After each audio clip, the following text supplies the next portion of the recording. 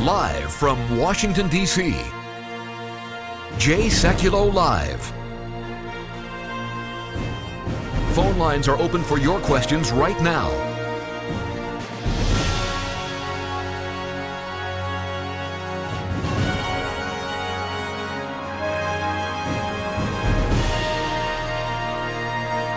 And now, Chief Counsel for the American Center for Law and Justice, Sekulow. Hi, everybody. Welcome to the broadcast. And this is a special broadcast because we've got our team from our office in Jerusalem here in our media center. So I want to first start by welcoming not only our audience from around the country and around the world, but also welcome our Director General, Rami Levy, who's been with us on this. You've heard him many, many times. First time a lot of you are seeing him. Rami, of course, runs our office in Jerusalem. Rami and I have been working together for almost 2 decades, long time. David Benjamin is senior counsel for the ACLJ's office in Jerusalem. Also works with the Israeli Defense Forces, an expert on international law. David's been on the broadcast again many times, but first time in the studio. So great to have both of you here. Stuart Roth, of course, senior counsel, one of the founders of the ACLJ, and has done a lot of work in our office in Israel. I want to start with letting everybody know what the broadcast is about today. We will take your calls on the issue of Israel. And in this context, your support for Israel, we think, is critical. There's a lot of issues going on right now. One issue that is getting not as much attention as it deserves is that $18 million of the United Nations budget has been allocated to the Palestinian Authority for the purposes of engaging in what's called lawfare. That is taking Israel to international tribunals. We've handled those cases at the International Criminal Court in The Hague. Remember this, the United States funds about 22% of the UN budget. So almost at least $3.5 million of that money going to the Palestinian Authority to sue Israeli organizations and pro-Israel groups is being funded by us, the American taxpayer. We know the exact amount of money that's going to these. So this is what they call it, by the way. And this is why you got to be so careful. They call it strategic framework. And this is, you want the exact number? $18,124,000. Now, that is going to the Palestinian Authority's strategic framework to basically, which means 20-something% of that's coming from the United States. See, it's not a huge number in our U.S. budget or UN budget, but it's, $3-4 million of U.S. taxpayer dollars going to the Palestinian Authority so they can then litigate against Israel, which we're defending. So we're taking our money, giving it to the Palestinian Authority, David, so that they can sue, so that we can then respond, except we don't get to see the document they filed. You know, the big irony, Jay, is that I've never had the impression that the Palestinians are lacking for funds to carry out lawfare. Right. So this is just a bonus for them. The other thing I'd like to point out is that, now if there really is a Hamas-Fatah reconciliation, and both of them are going to be part of the Palestinian government, then money going to the Palestinian government, your tax dollars, so to speak, will be potentially going to Hamas too, who are partners in that government. So, and that's up to the tune of $250 million to $500 million a year, could well be going to Hamas. Now, we talked about the phrase lawfare, and some of you may not know what that is. That is utilizing the legal system. It's a form of warfare, utilizing the legal system to delegitimize your enemy. In this particular case, to delegitimize the state of Israel. And we have written about it. We have argued it. We have done cases on it. We just won a case in the U.S. District Court, a big case. Went on, a 200-page complaint filed against a lot of pro-Israel groups, Israeli foundations, Israeli businesses.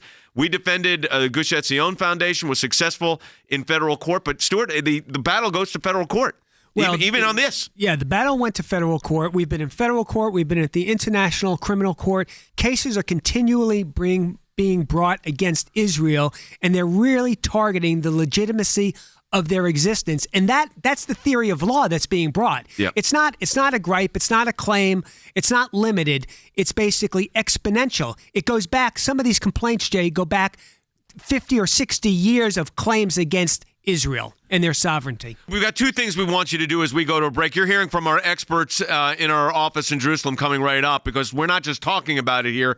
We're taking legal action and have been taking legal action domestically defending Israel, but internationally as well. We want you to sign a petition in support of Israel. You could do that at ACLJ.org or call us at 1-877-989-2255. That's 877-989-2255 or ACLJ.org to add your name to the petition. But let me also encourage you to support our work that's going on in our office in Jerusalem. You could do that as well by going to ACLJ.org. We're in a matching challenge campaign.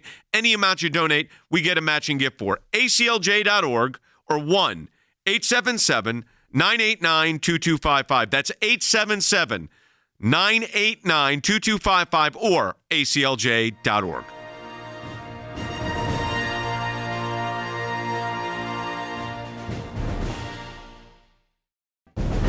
It is a critical time for our nation, and the American Center for Law and Justice is on the front lines, defending life and liberty, engaging the issues that matter most to you and your family. Whether it's working to protect Americans from the dangers of radical Islam and the persecution of Christians, to defending life at the U.S. Supreme Court, to protecting your religious and constitutional freedoms, we could not do this work without you, without your support. And now your support can really make a tremendous difference. For a limited time, you can participate in the ACLJ Matching Challenge. If you make a gift now, it will be doubled. $25 becomes $50. A $100 gift becomes $200. Please stand with the ACLJ right now and call 1-877-989-2255. That's 1-877-989-2255, or go online at aclj.org. Thank you for your support.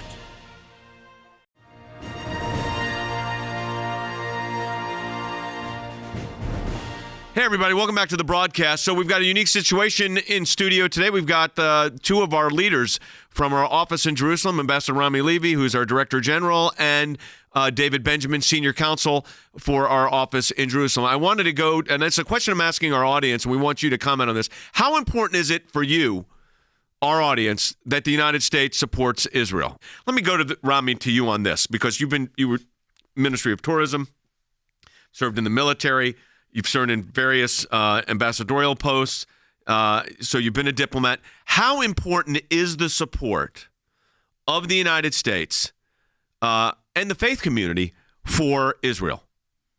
Well, I want to say that the survival of Israel is dependent on the support of the United States, but also we need to remember that the state of Israel is very important for the United States. If you look at the Middle East region, and the stability of Israel as a democratic country and a country that has the same values that the U.S. has, Israel is a kind of an aircraft carrier for the U.S. Israel develops a lot of technology, missile technology, intelligence that it collects. It helps the United States as well. So I think the friendship and the bond is forever and important to both countries. David, from your perspective, what do you look at the biggest geopolitical challenge right now facing the state of Israel? If you were to look at the big, I mean, there's a lot of challenges. What do you think is the biggest geopolitical challenge? I think in one word it would be Iran. Iran. And just to back up what Rami said, Israel is at the front line facing Iran. And Iran, just remember, the great Satan is America, not Israel. Right. Israel is just a stepping stone on the way. So sure, it's what Iran's doing, an incredibly destabilizing, destructive force in the Middle East. How present is Iran in the region right now, as far as what you've been able to determine? Well, the troubling development of recent months, years, is that Iran is steadily building up its force in Syria. It's importing Shiite militias there. It's bringing people in actually to live there. People criticize Israeli settlements, but actually Iran has been resettling people into these areas to try and to create a dominance. We have a very substantial presence of the Iranian Revolutionary Guards in Syria. This is a major, very troubling development. Yeah, and it's one of those issues. As ISIS suffers more and more losses on the battlefield, though we still experience their terror internationally. Iran, though that benefits the United States, it also does benefit Iran and those Revolutionary Guard who are there backing up the Assad government. And that was one of the key issues where the Obama administration, I'll go back to this, who would not engage. Remember the red line, and it's because they could not get their hands around, okay, but if this, then this, and if not this, then that. Instead of saying, listen, you got to start with one. Okay, we got to get rid of ISIS. That is still being done, but it's almost done. I mean, on the battlefield, there will still be ISIS, I believe, the terror network for probably many years to come. But then the next question is, what happens does the U.S. just say, okay, that we've done this in Syria, but now Iran has gone from propping up Assad to, as David said, putting the Revolutionary Guard in place. And then, of course, we saw in Lebanon a prime minister leave because of Iranian influence. And, of course, through Hezbollah, has left, could not govern, was not safe. So you write down, it's Yemen, Lebanon, Syria, and Iraq right now are being colonized by Iran. And we've looked at the story. We've looked at it from our domestic standpoint, out of our offices in Washington and our work in New York, that the Iranian threat, I mean, we've written a book about it, is significant and growing. Well, absolutely. And I think where Iran's threat is really troubling, and Rami and David could speak to this, is their support for Hezbollah. And Hezbollah is a real threat, much more of a threat than Hamas because of their military capabilities. And now Hezbollah pretty much has an entire country to operate in, and it's called Lebanon. Right. And that's unfortunate because you have Lebanon, you have Syria under the Iranian stranglehold, and they can all import all of this sophisticated military weapons. And of course, Iran now has all the money and resources and ability to create all of these advanced weaponry and go straight into Lebanon, right on the border with Israel. So, Rami, when you look at that, you and I have been up to that. You've been there many times, but I've been with you on the northern border with Lebanon. How, following up on what Stuart said, how big of a threat is the situation in Lebanon right now? It's being destabilized, obviously, but how big of a threat is that for Israel?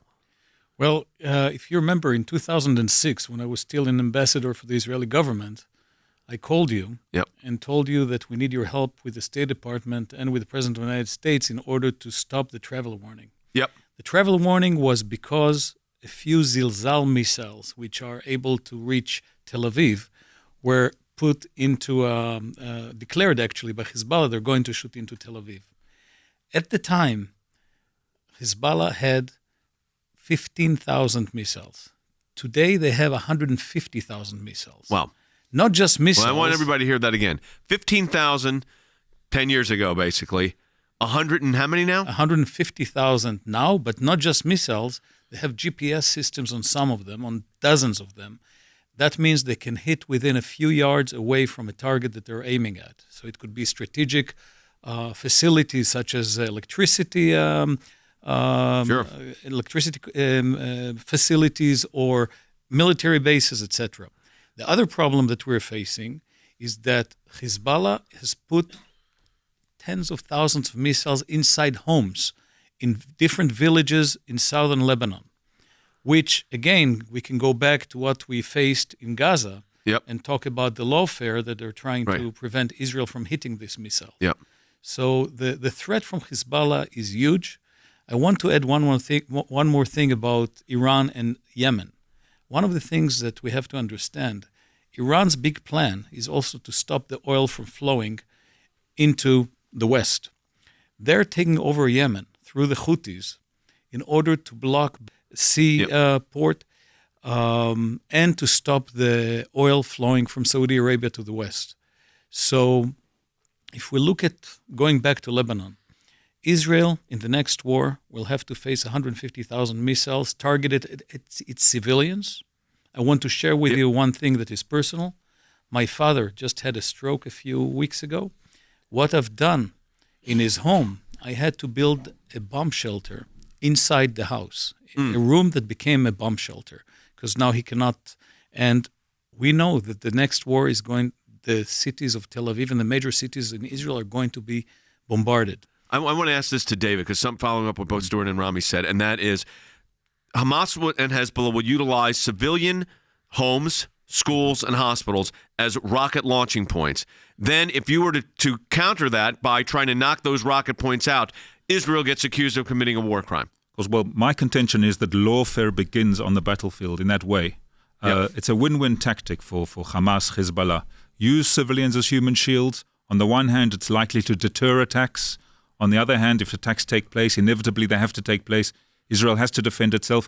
We're talking about a scenario where 1,500 missiles a day fall on Israeli population centers. Israel will have to defend it in a massive and very rapid way. Not sure how much time there will be to even warn civilians in that scenario. Actually, a catastrophe that I hope we will never have to see.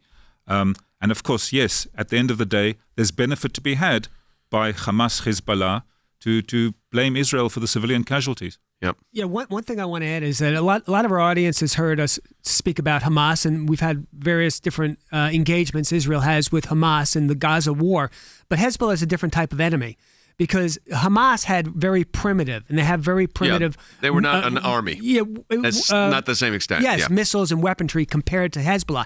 Hezbollah has very sophisticated weapons coming in from Iran, a free flow of weaponry and very sophisticated. So it will be a totally different war, and it will really threaten Israel significantly, all its high population centers. I mean, Jordan has experienced firsthand, what it's like when a rocket's coming in. I mean, you've experienced it. Yeah, you were in a shelter. we were in a car. Benjamin Netanyahu. You were in a car. Yeah, sorry about that. Yeah, and that was at a time, again, when the rockets were much smaller. So we know that since that time period, the rocket power, it's not just the amount of rockets, it's the range, it's the impact they can have. They are more sophisticated. They are certainly from Iran. I mean, at one point, these were rockets that, after they had been exploded, you could hold up in your arms. That is not the case anymore, necessarily. I mean, these are now much more long range.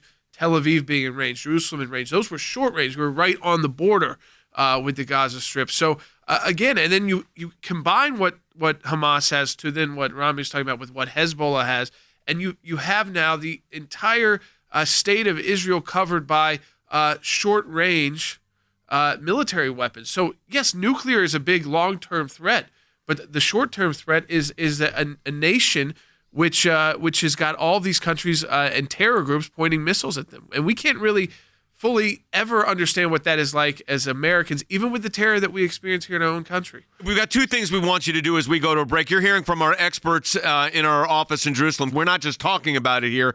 We're taking legal action and have been taking legal action domestically defending Israel, but internationally as well. We want you to sign a petition in support of Israel. You could do that at ACLJ.org or call us at 1-877-989-2255. That's 877-989-2255 or ACLJ.org to add your name to the petition. But let me also encourage you to support our work that's going on in our office in Jerusalem. You could do that as well by going to ACLJ.org. We're in a matching challenge campaign. Any amount you donate, we get a matching gift for. ACLJ.org or 1-877-989-2255. That's 877-989-2255 or ACLJ.org.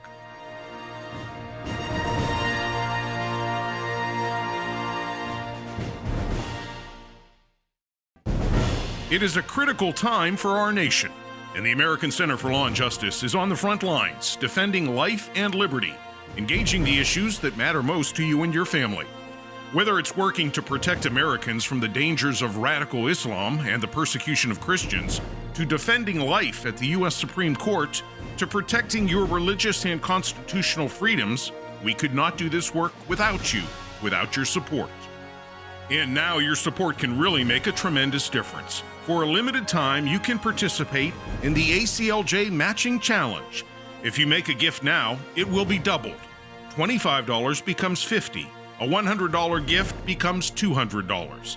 Please stand with the ACLJ right now and call 1-877-989-2255. That's 1-877-989-2255 or go online at aclj.org. Thank you for your support.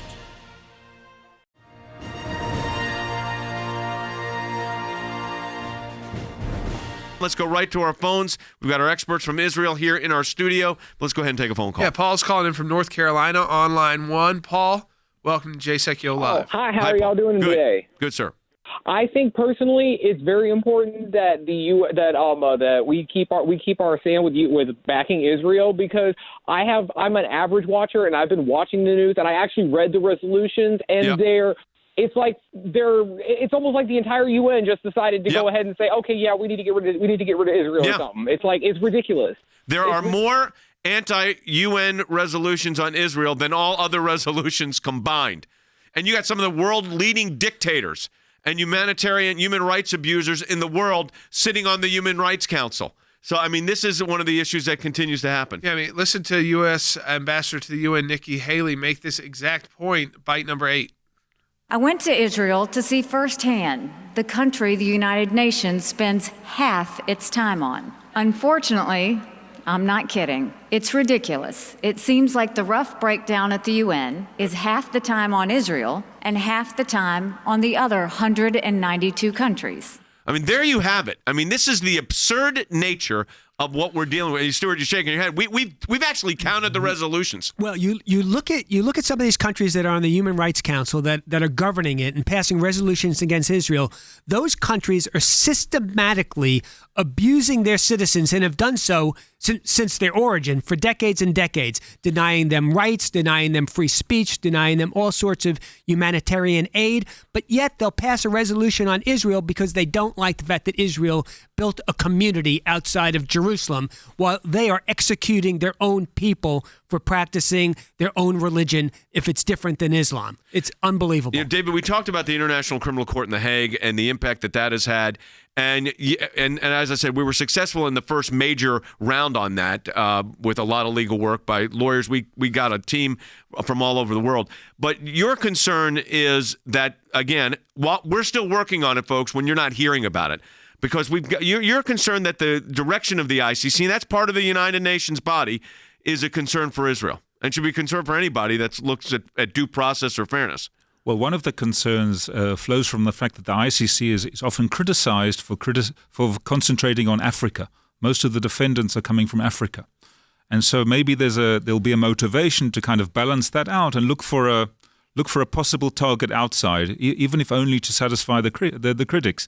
Now, of course, I think it's quite obviously the lowest hanging fruit outside of that part of the world is Israel.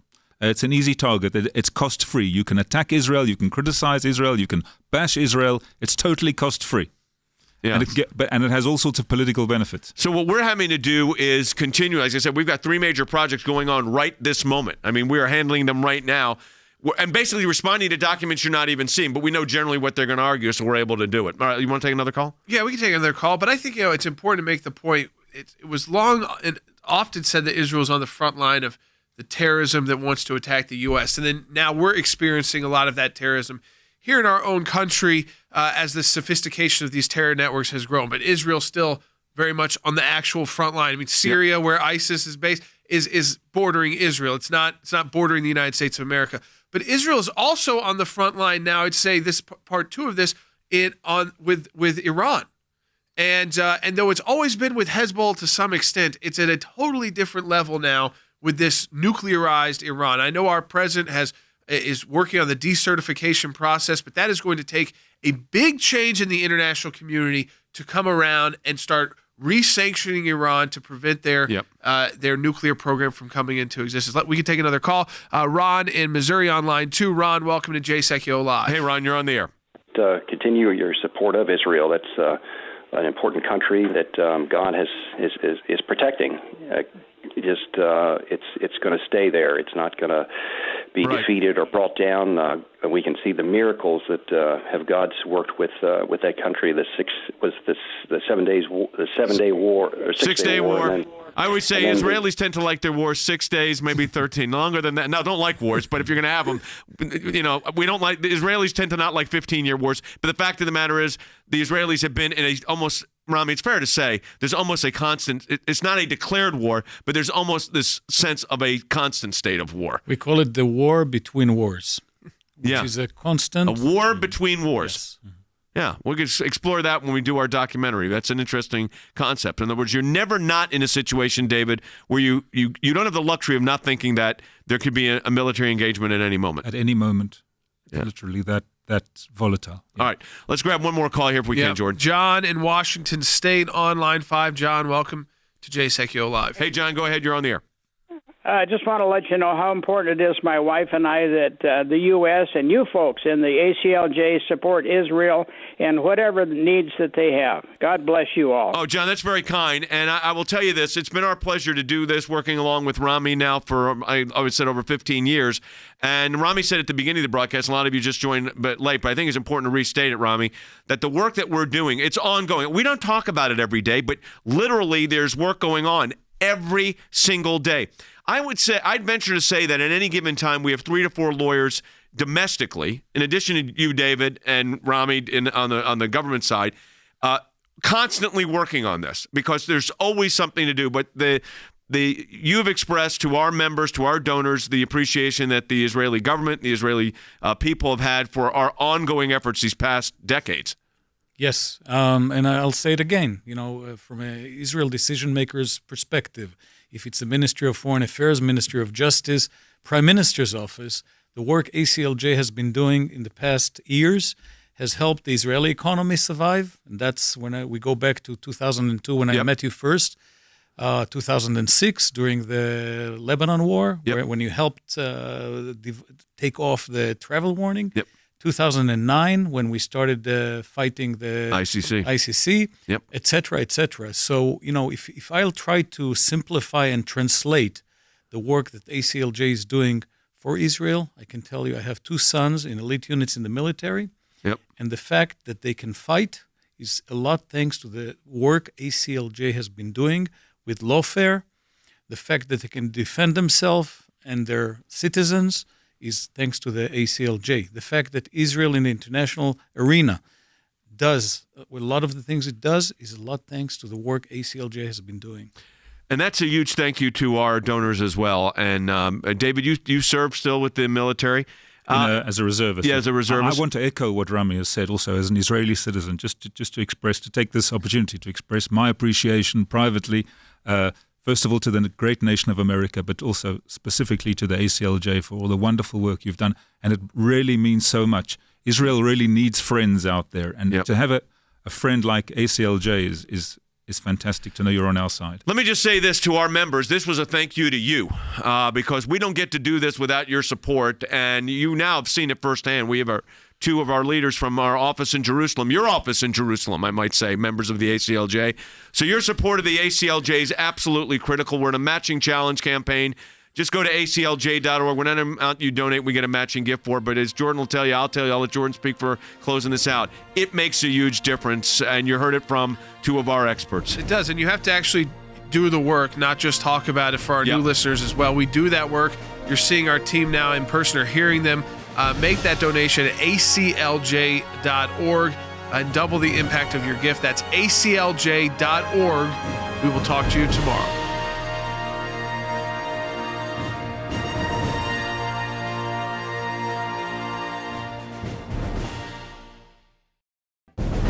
It is a critical time for our nation, and the American Center for Law and Justice is on the front lines, defending life and liberty, engaging the issues that matter most to you and your family.